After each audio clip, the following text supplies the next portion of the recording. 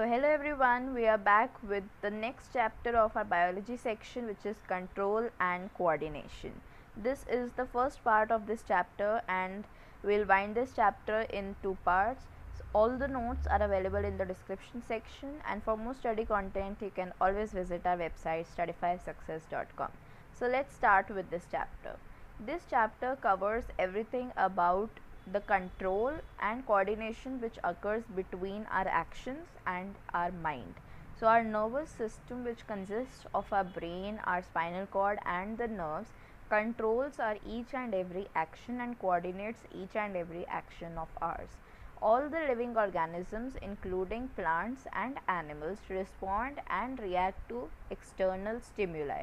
What is a stimuli? Stimuli is any event which is occurring in the external environment in which we are living, and that stimuli is triggering a response from us. Stimuli is something which stimulates a response from us.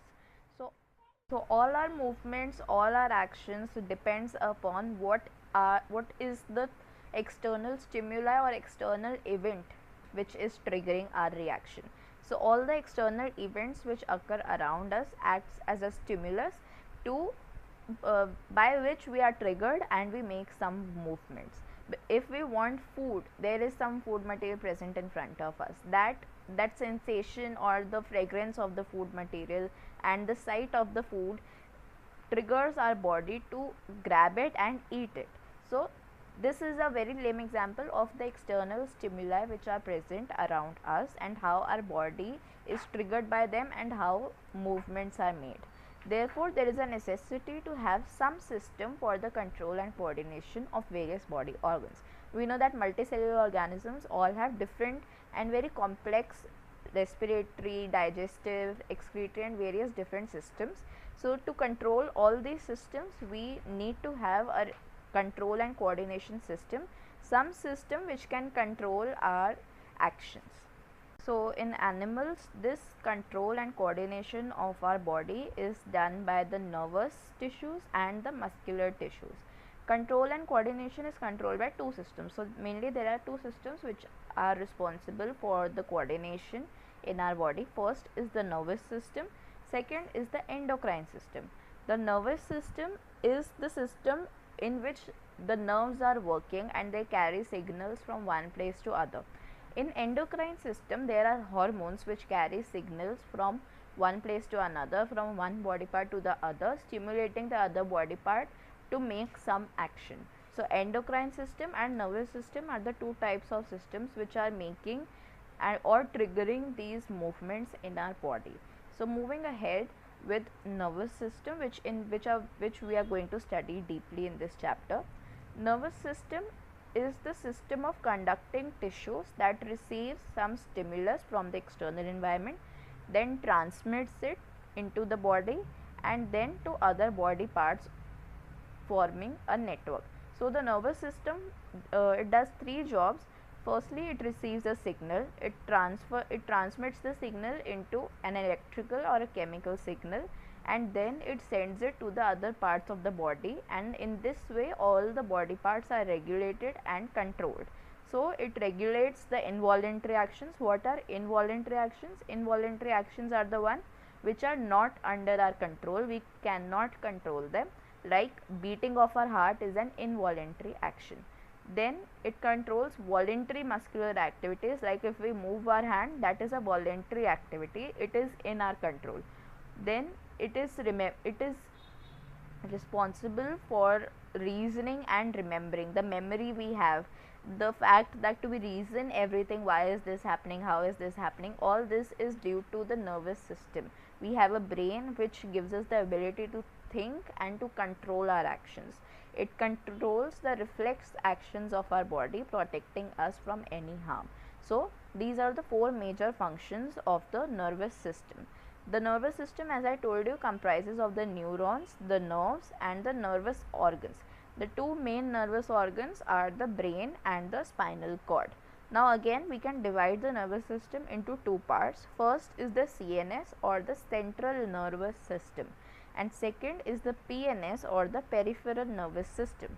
The central nervous system includes the brain and the spinal cord. Now we know that brain and spinal cord are the two main organs of our nervous system, and hence together they are called the central nervous system. The peripheral nervous system include the peripheral nerves.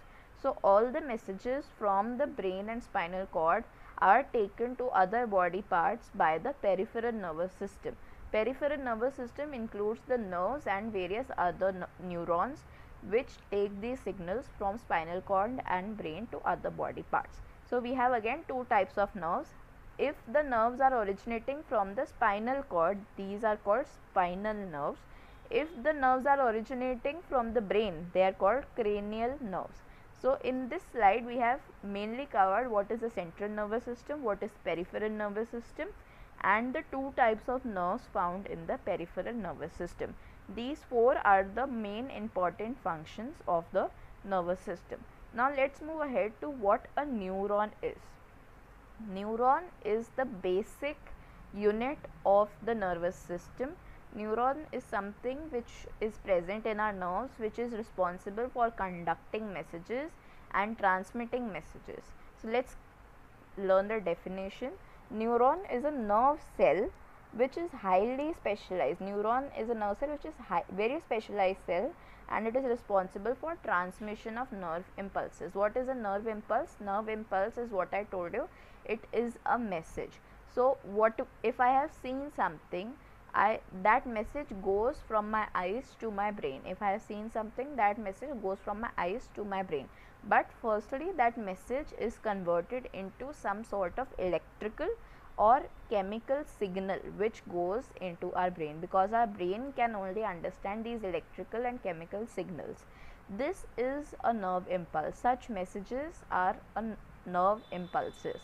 These are transmitted, that is, these messages or signals are transmitted or transported from one part to the other part by neurons or nerve cells. Neurons are the longest cells of the animal body, and once they are formed forever. They do not divide, reproduce and form more cells. There are no more cells formed. So neurons are the longest cells, and they do not continue dividing throughout the lifetime. You can see here, this is a peculiar structure of a neuron. Neuron has a cell body in the center. This cell body is a broad structure which has the nucleus, as you can see here, and it has various other organelles in the cytoplasm as well. From the cell body arises these branch structures which are called the dendrites. These dendrites receives the signals. From the cell body again we have a long tail like structure which is called the axon, and at the end of the axon or at the terminal point of the axon again there are branching which are called the nerve endings. So this is the front part of the neuron, and this is the last part of the neuron. So two neurons are connected. Imagine that there is one more neuron over here and it has these nerve endings over here. So the nerve endings of the previous neuron and the dendrites of the next neuron interact with each other to conduct or transport a signal. So let us read them out. Dendrites are the branch structures from the cell body that collects the information from the previous neuron. From the dendrites of the from the nerve endings of the previous neuron, the dendrites collect information. Broad part which contains nucleus and other organelles is called the cell body. Axon is the long tail that carries information from cell body to the nerve endings. From this cell body to the nerve endings, all the information is carried by the axon. The nerve endings are the terminal branchings of the axon which come in contact with the other neurons. You can see these nerve endings are coming in contact with the dendrites of the next neuron. These neurons are arranged like this all over our body in a network. They form a network, and in this way the signals are transported from one part to the other part by the help of these neurons. Now let's move ahead with receptors. What are receptors and what is the function of them? So receptors are again specialized nerve cells which detect the information or which detect the external stimuli which are happening around us. So receptors are nothing but they are also nerve cells, but they are specialized to detect the stimulus around us. So there are mainly 5 types of receptors. We have photoreceptors, as the name suggests, photo. So they are stimulated by light, and the organ again is eyes. Whenever our eyes see some light, the receptors which are stimulated are the photoreceptors, or the photoreceptors are the receptors which sense light. Phonoreceptors are the receptors which sense sound. Then gustatoreceptors are the one which sense the taste. Whenever we are having some food, the taste is the receptor which senses the taste is called the gustatoreceptor. Then we have the olfactoreceptor which senses the smell through our nose, and then we have the thigmoreceptor which senses the touch through our skin. So these are the different 5 types of receptors which are present in our sense organs and are basically specialized nerve cells which are present in our sense organs. Now let's move ahead to transmission of nerve impulses. Now you have seen that these receptors, firstly these receptors sense any external stimuli around us. These are special nerve cells which sense any stimulus around us. After the stimulus is being sensed by the receptors, it is transported from the sense organ to the brain, that this is the stimulus which is around us, then how should we react. Then the brain responds that okay, do this, and the message again comes from the brain to the sense organ. So firstly, any receptor senses the information and initiates an electrical impulse. As I have told you, impulses are messages which are messages or signals which are transported from one organ to other. When receptors sense something, they initiate an electrical impulse. That electrical impulse travels from the cell body to the axon and to the nerve endings. So all over the neuron the electrical impulse moves, and when it reaches the end point, which is the nerve endings, then here you can see a synapse region. What is a synapse region? In between a nerve ending, considering that this is a nerve ending, so in between a nerve ending and another dendrite, there is some structure, there is some gap which is present, there is a microscopic gap. You can see this gap which is present is called the synapse. So the gap which is present between a nerve ending and the next dendrite is called synapse. So when the nerve ending is reached, from the nerve ending this electrical signal is released, is converted in the form of chemical signals, and it is released into this gap region. In this gap region the chemicals are released which are then sensed by the dendrites of the other neuron, and then the chemical signal again converts into electrical signal, and then it moves ahead in the same neuron again. So this is what is happening. Firstly, the receptors sense the information, receptors convert the information into electrical impulse. As soon as the electrical impulse reaches the end of the axon, the electrical impulse is converted into a chemical impulse, and they release chemicals in the synapse region. These chemicals cross the synapse and are sensed by the dendrites of the next neuron, and again after sensing, the chemicals are again converted into electrical impulses and they pass throughout the neuron, and this process continues in this manner till the signal reaches the brain or the target body part. In this way, a signal moves from body to brain and then from brain to body as well. So this is how signals or nerve impulses are transported throughout the body. So moving ahead with the actions which are possible in the nervous system or due to the nervous system, as I have already told you, there are 3 types of actions. Voluntary actions which are under our control, which are controlled by our mind. Then we have involuntary actions which are not under our control, like breathing, our heart rate, and all these things are not under our control. Then the third type which we have is the reflex actions. What is a reflex action? Reflex action comes under the category of an involuntary action. But what is the difference between an involuntary action and a reflex action?